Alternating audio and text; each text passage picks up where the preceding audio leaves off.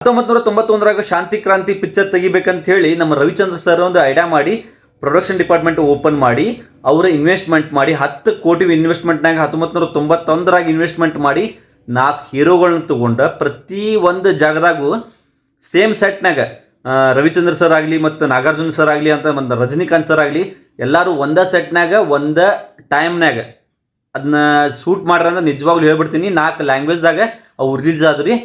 ಒಂದೇದು ಕನ್ನಡದಾಗ, ಹಿಂದಿ, ತೆಲುಗು ಮತ್ತು ತಮಿಳ್ದಾಗ. ಸೊ ಆ ಒಂದು ಫಿಲ್ಮ್ ಹೆಂಗೆ ಮಾಡ್ರಪ್ಪ ಅಂದ್ರೆ ಒಂದೇ ಸೆಟ್ನಾಗ 3 ಮಂದಿ ಹೀರೋನ ಹಾಕೊಂಡ ಒಬ್ಬರದ್ದು ಆದಮೇಲೆ ಕನ್ನಡ ಆದಮೇಲೆ ಮತ್ತು ಹಿಂದಿಗೊಬ್ಬರ ಮತ್ತು ತಮಿಳ್ಗೊಬ್ಬರು ತೆಲುಗುಗೊಬ್ಬರು ಹಿಂಗೆ ಆ್ಯಕ್ಟ್ ಮಾಡಿ ಒಂದೇ ಸೆಟ್ನಾಗ ಒಂದೇ ಟೈಮ್ನಾಗ ಒಂದೇ ಸ್ಕ್ರಿಪ್ಟ್ನ ಆ ಥರ ಶೂಟ್ ಮಾಡಿ ಕಟ್ ಮಾಡಿ ಒಂದು ಎಡಿಟ್ ಮಾಡಿ ಪಿಕ್ಚರ್ ನಾಲ್ಕೂ ಅಟ್ ಎ ಟೈಮ್ ರಿಲೀಸ್ ಮಾಡ್ತಾರಲ್ರಿ, ಅದಕ್ಕೆ ಮೀಟ್ರ್ ಬೇಕಂತ ನೋಡ್ರಿ. ಅಂಥ ಒಂದು ಕಾನ್ಫಿಡೆನ್ಸ್ ನಮ್ಮ ಫಿಲ್ಮ್ ಇಂಡಸ್ಟ್ರಿಗೆ ಯಾರೂ ಮಾಡಿಲ್ಲ. ಯಾಕಂದ್ರೆ ಇವತ್ತಿನ ಪಿಕ್ಚರ್ನ ಹೆಂಗಂತಂದ್ರೆ ಒಂದು ಸಲ ಶೂಟ್ ಮಾಡಿ ಅದನ್ನೇನು ಮಾಡ್ತಾರೆ ಅಂದ್ರೆ ಬೇರೆ ಬೇರೆ ಲ್ಯಾಂಗ್ವೇಜ್ಗೆ ಡಬ್ ಮಾಡ್ತಾರೆ.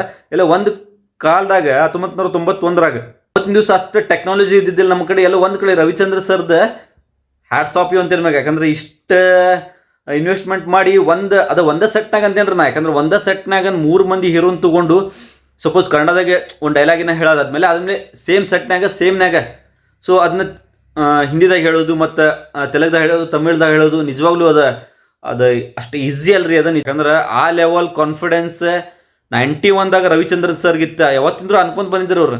ಶಾಂತಿ ಕ್ರಾಂತಿ 1 ಎದ್ದಿತ್ತಂದ್ರೆ ಇಷ್ಟೊತ್ತಿಗೆ ನಾನು ಎಲ್ಲೋ ಇರ್ತಿದ್ದೆ.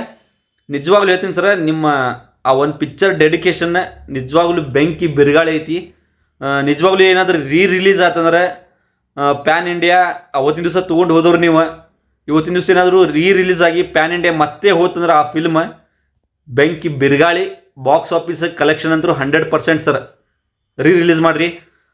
ಸೊ ಕರ್ನಾಟಕ, ಉತ್ತರ ಕರ್ನಾಟಕ ಅಂತ ಸಪೋರ್ಟ್ ಅಂದರೂ ಮಾಡತ್ತೇವೆ. ರಿಲೀಸ್ ಆತಂದ್ರೂ ಈ ಸಲ ಹಬ್ಬ ಮಾಡ್ಬಿಡೋಣ.